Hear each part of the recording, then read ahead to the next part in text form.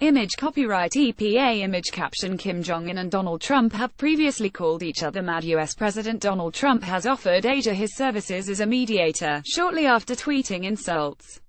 At the start of a meeting in Hanoi with the Vietnamese president, Mr. Trump said he could help arbitrate the regional South China Sea dispute, which includes Vietnam and China. "I'm a very good mediator and arbitrator," he said. It came shortly after he called North Korea's Kim Jong-un short and fat on Twitter. China, Vietnam, the Philippines, Taiwan, Malaysia and Brunei all have competing claims to territory in the South China Sea.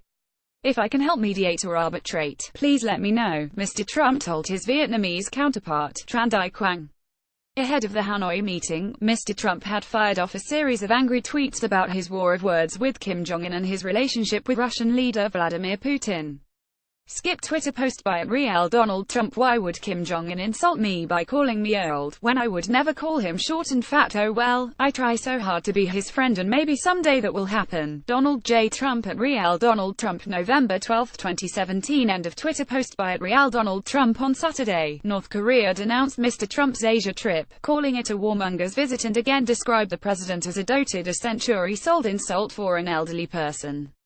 Mr. Trump responded by suggesting in a tweet that Mr. Kim was short and fat, and complaining, "Oh well, I try so hard to be his friend and maybe someday that will happen." The president also tweeted out a short tirade over criticism of his handling of Vladimir Putin. Mr. Trump told reporters on Saturday that he trusted the Russian leader's word that Russia had not attempted to interfere with the U.S. election, despite a consensus among U.S. intelligence agencies to the contrary. "When will all the haters and fools out there realize that having a good relationship with Russia is a good thing, not a bad thing?" the president wrote. "They're sick always playing politics, bad for our country. I want to solve North Korea, Syria, Ukraine, terrorism, and Russia can greatly help," he added. He later clarified, after intense criticism, that he supported U.S. intelligence agencies in the conclusion. "As to whether or not I believe it or not, I'm with our agencies. I believe in our intelligence agencies," he said. What he believes, he added, of Mr. Putin's belief that Russia did not meddle. Skip Twitter post 2 by @Real Donald Trump. When will all the haters and fools out there realize that having a good relationship with Russia is a good thing, not a bad thing? They're always playing politics, bad for our country.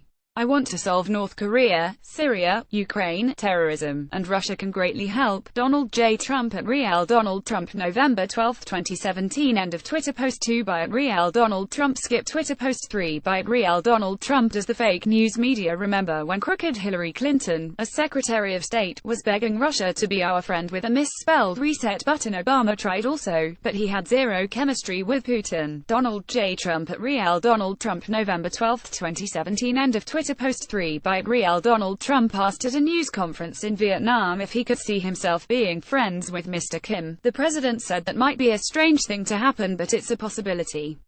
If it did happen, it could be a good thing, I can tell you, for North Korea, but it could also be good for a lot of other places and be good for the rest of the world.